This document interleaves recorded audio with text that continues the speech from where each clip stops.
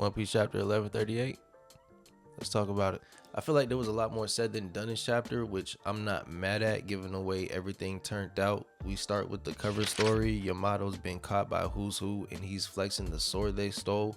And I feel like that's Oda telling us, hey, this is going to be very important with the way he's just holding it in the middle of the page for everybody to see. It doesn't get more foreshadowy than that in my eyes. Tama's going to come in clutch within the next couple chapters, save him, and they'll be out continuing on their voyage of seeing all of Wano pretty soon.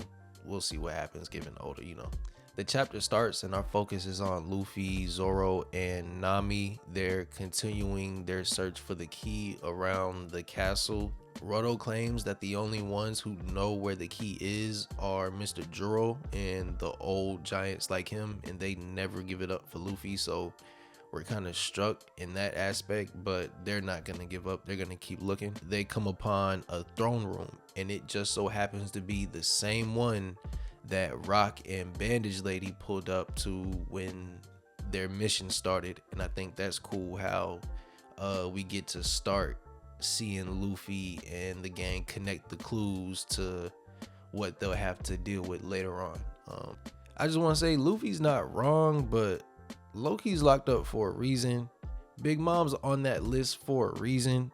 I don't want our captain to end up on the same list as them in their eyes, but I'm gonna let him rock. Zoro mentions how they haven't completely decided on letting him go yet, which gave me like a feeling of relief, because I'm like, okay, so nobody's just gonna let him actually do this, right? Let's not free the giant hell-bent on the destruction of the world, and let's just go back to the party. That's when, though, out of nowhere, Luffy hears his name called and Roto immediately starts bugging.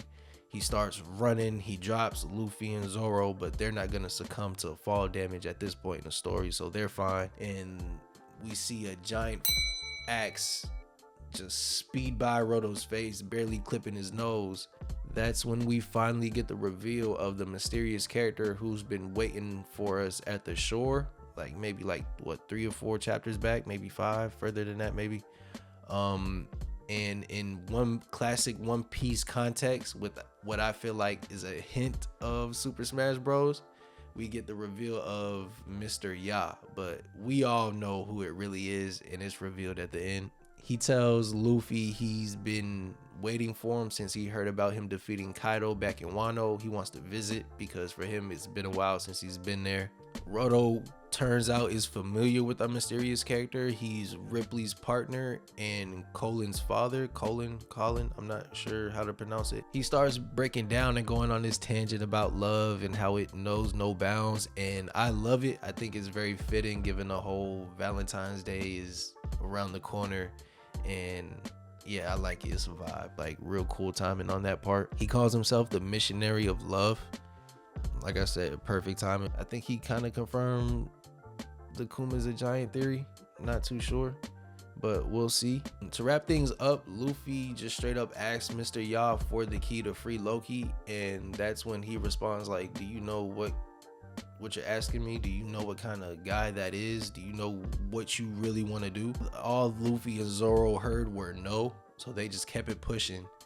And that's when Mr. Ya has a flashback to a silhouette of what looks like Gold Roger doing the same thing, could care less about what's about to happen. They're just trying to see what's up.